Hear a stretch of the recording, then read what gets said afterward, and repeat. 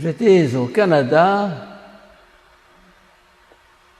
au début de l'été et ma famille, c'est-à-dire ma sœur et ses enfants, ont loué pour 3 jours un chalet dans la forêt canadienne, au bord d'un étang. Une magnifique villa, un étang, une petite île au milieu de l'étang, des canards sur l'étang, des pelouses à droite et des pelouses à gauche. Et j'ouvrais ma fenêtre le matin.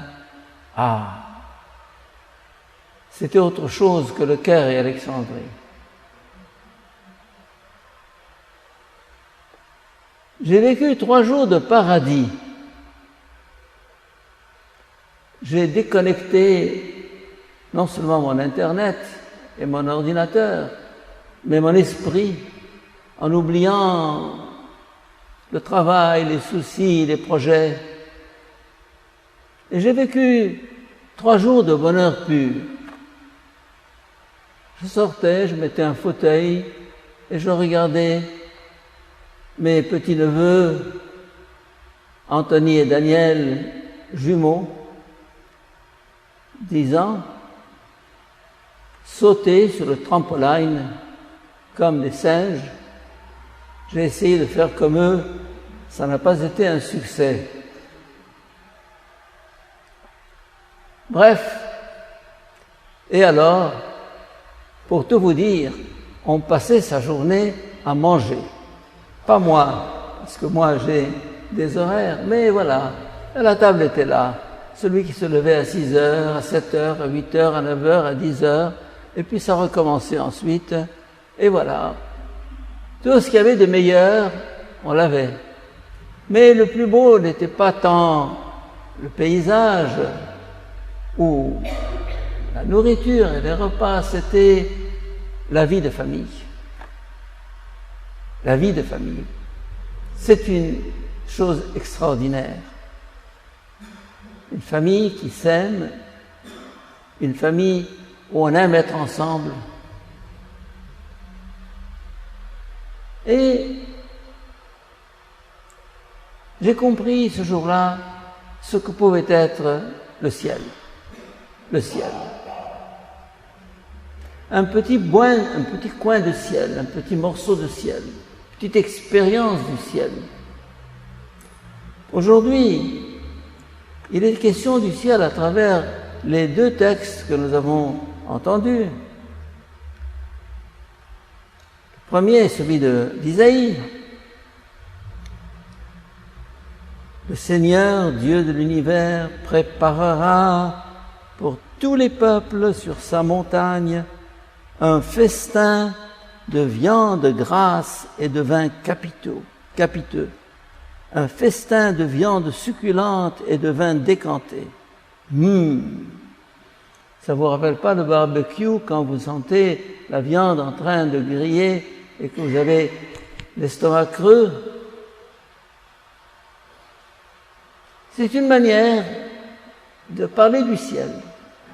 Un barbecue, un jour de congé, un jour de vacances. Vous avez vécu ça. Nous avons eu 3 mois de vacances, ceux qui ont été à Marina, ceux qui ont été à Ain Sokhna, ceux qui ont été à l'étranger, en Europe, et vous avez vécu des moments merveilleux. À travers ces moments-là, sommes-nous capables de vivre le ciel? Ou bien simplement nous collons? Non! Il ne faut pas coller à la réalité, il faut voir derrière elle ce qu'elle exprime, ce qu'elle suppose, ce qu'elle promet, ce qu'elle annonce. Les vacances, c'est l'occasion de faire l'expérience du ciel.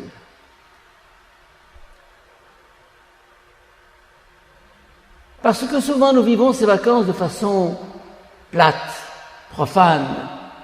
On mange, on boit, on rit, on rigole, on se baigne.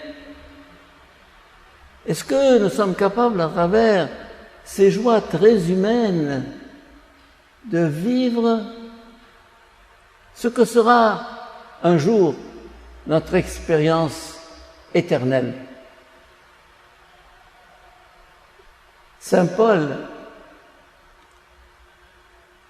a un terme que j'aime beaucoup: ce que l'œil n'a pas vu, ce que l'oreille n'a pas entendu, ce qui n'a pas effleuré le cœur de l'homme, voilà ce que Dieu a préparé à ceux qui l'aiment. ما لم تره عين ولم تسمع به أذن ولم يخطر على قلب بشر ما أعددته يا الله لمحبي اسمك القدوس. Le ciel, c'est ça, et c'est beaucoup plus que ça. C'est la nature, la beauté, les vacances, et beaucoup plus que ça. Mais on n'a pas besoin d'aller au Canada pour vivre ça. Nous avons la chance de vivre à Alexandrie au bord d'une mer Méditerranée qui est merveilleuse. En 5 minutes, on est au bord de la mer. Et là, on s'isole, on regarde. Cette mer qui est à chaque instant nouvelle. Le matin, elle n'est pas comme un midi, comme le soir, comme l'après-midi. Le lever du soleil n'est pas comme son coucher. Bref, il y a une variété. Là encore, nous pouvons faire cette expérience dans ce qu'on appelle la méditation ou la contemplation. Ou bien ceux qui ont un jardin, les jésuites ont la chance d'en avoir un juste derrière, s'asseoir dans le jardin, regarder. Et là, une joie s'empare de vous, une joie vous envahit. Et les petits oiseaux qui chantent, qui ne chantent pas, qui montent, qui sautent, et les fleurs, et le gazon. Encore plus simple, même ceux qui n'ont pas de jardin. Si vous êtes en famille, à la maison, avec des enfants et les petits-enfants, regardez les enfants jouer. Regardez les enfants se disputer entre eux, se courir derrière, contempler leur visage. Ou encore plus profond que ça, une maman devant son enfant. Cet échange de regards, cet échange de sourires. Cette maman est au ciel et l'enfant est au ciel. Le ciel est à portée de main. Le ciel est là. Il est proche. Il suffit de le découvrir, il suffit de le savoir. Il suffit de comprendre que c'est là le ciel. N'allez pas en Californie ou à Tokyo ou à Bali pour trouver le ciel. Il est là à portée de main. C'est un art de vivre le ciel dans le quotidien de nos vies. Et lorsqu'on parle d'un festin de viande de grâce et de vin capiteux, ne pensez pas que ce soit nécessairement ces repas de mariage que nous faisons dans tel ou tel hôtel 5 étoiles. Je ne pense pas que pour beaucoup ce soit le ciel. Pour moi, c'est souvent une torture. Parce qu'on est là, chacun s'examine. On a les talons hauts et les jupes courtes et le coiffeur et la cravate. Chacun pense à ce qu'il porte et on est là. Et quand on vous a assommé, finalement arrive le repas quand on n'a plus faim. Bref, c'est pas pour dire qu'il faut pas le faire, mais c'est pour dire que c'est pas dans les grands hôtels 5 étoiles ni dans les lieux à la mode qu'on va trouver le ciel. Non, il est très proche, il est très simple, il est beaucoup plus simple qu'on ne le pense. Et c'est ce que nous dit Isaïe. Ce jour-là, je préparais sur ma montagne ce festin. Et tous sont invités. Mais mieux que ça, plus que ça, il enlèvera le voile de deuil qui enveloppait tous les peuples. Ah, mon Dieu, quand je pense à l'Irak, Quand je pense à ces villages où les gens sont massacrés, expulsés, les filles violées, déracinés, jetés sur les routes, l'hiver arrive, ils sont maintenant dehors, dans des camps de fortune, tous ces réfugiés. Rien qu'au Liban, ils sont 1,5 million. En Égypte, ils sont 300 000. Et ailleurs, ils sont 2 millions, 3 millions. C'est épouvantable. Il enlèvera le voile de deuil. Non, Seigneur, quand je vois ça, je me dis, pourquoi? Pourquoi? Jusqu'à quand?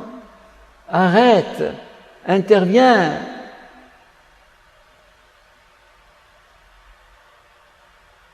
Il enlèvera le voile de deuil et le linceul qui couvrait toutes les nations. Nous voulons un autre monde, mes chers amis. Nous voulons un monde autre. Nous voulons autre chose.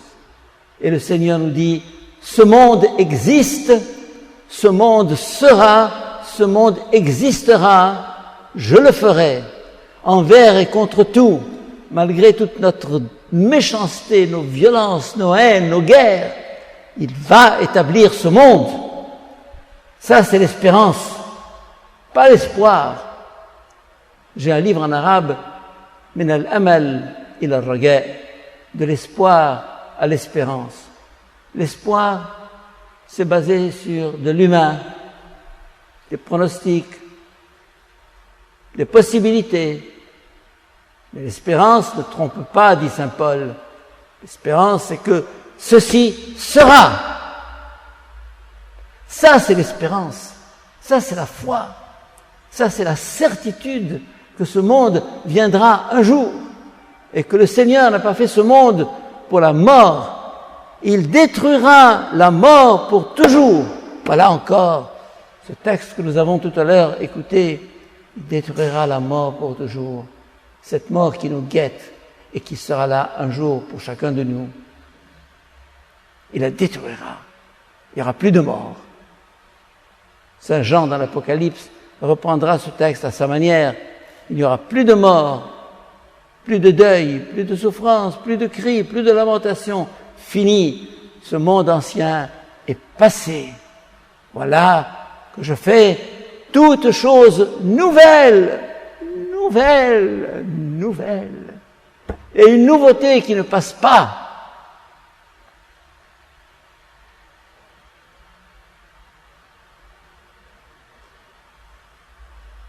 La foi est une chance. La foi est une chance. L'espérance est une chance. Est-ce que nous la vivons? Est-ce que nous y croyons? Est-ce que nous travaillons à établir ce monde nouveau qui se profile à l'horizon? Car il ne s'agit pas simplement de l'attendre, béatement, comme ça. Il s'agit de le faire, de le construire, car il sera autant l'œuvre de Dieu que notre œuvre à nous. Une œuvre conjointe, un travail ensemble.